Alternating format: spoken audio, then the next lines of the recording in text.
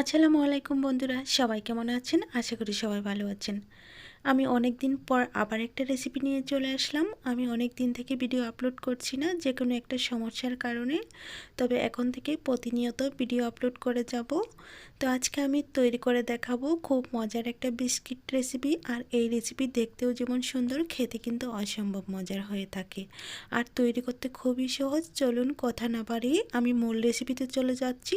সাথে থেকে সম্পূর্ণ ভিডিওটি দেখার চেষ্টা করবেন। রেসিপি তৈরি করার জন্য প্রথমে একটা মিক্সিং বোল নিয়েছি আর নিয়েছি 2টি ডিম। আমি এখানে 2টি ডিম দিয়ে দিচ্ছি, আপনারা চাইলে একটি ডিমও দিতে পারেন।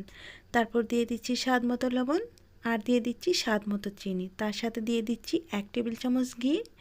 তারপর একটা কাঁটা চামচের সাহায্যে ডিমটাকে ভালোভাবে ফেটিয়ে নিব। ফেটিয়ে নেওয়া হয়ে গেলে এখানে অ্যাড করে দিব 1/3 কাপ গুঁড়া দুধ।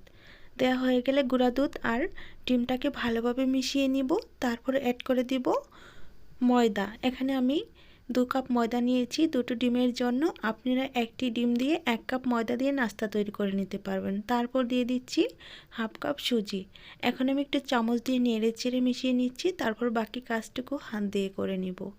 দেখেন আমি কিভাবে ডোটা তৈরি করে নিচ্ছি। সুন্দর একটা ডো তৈরি করে নিতে হবে। এরকম একটা ডো তৈরি করে তারপর পিঠাগুলো বানিয়ে নিতে হবে। আর ডোটা দেখেই বুঝতে পারছেন কতটা সুন্দর হয়েছে। এখন আমি একটা বোর্ডের উপর নিয়ে নিচ্ছি। তারপর একটা লম্বা লম্বি রোল করে নিচ্ছি। আর এখান থেকে মাঝখান থেকে ভাগ করে নিচ্ছি। অর্ধেকটুকু দিয়ে আমি একটা রুটি তৈরি করে নেব, আর বাকি অর্ধেক দিয়ে আমি পরে রুটি তৈরি করে পিঠা বানিয়ে নেব।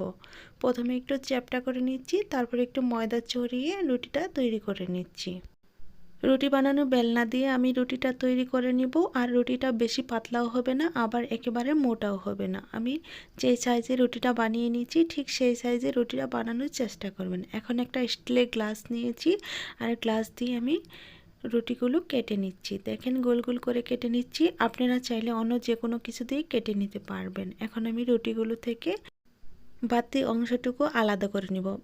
পরে এটা দিয়ে রুটি বানিয়ে আরও কিছু রুটি টুকরো বানিয়ে তারপর আমি পিঠা তৈরি করে নেব। একটা কাঁটা চামচ নিয়েছি সুন্দর একটা ডিজাইন দেওয়ার জন্য। আপনারা চাইলে অন্য যে কোনোভাবে ডিজাইনটা তুলে নিতে পারবেন। আমি কাঁটা চামচের সাহায্যে ডিজাইনটি দিয়ে দিচ্ছি। আর মাঝখানে একটা মেজারমেন্ট চামচ দিয়ে একটু গোল করে দিব। একটু দেখে নিলেই বুঝতে পারবেন। আপনারা চাইলে বোতলের মোকা দিয়েও এই কাজটা করে নিতে পারবেন।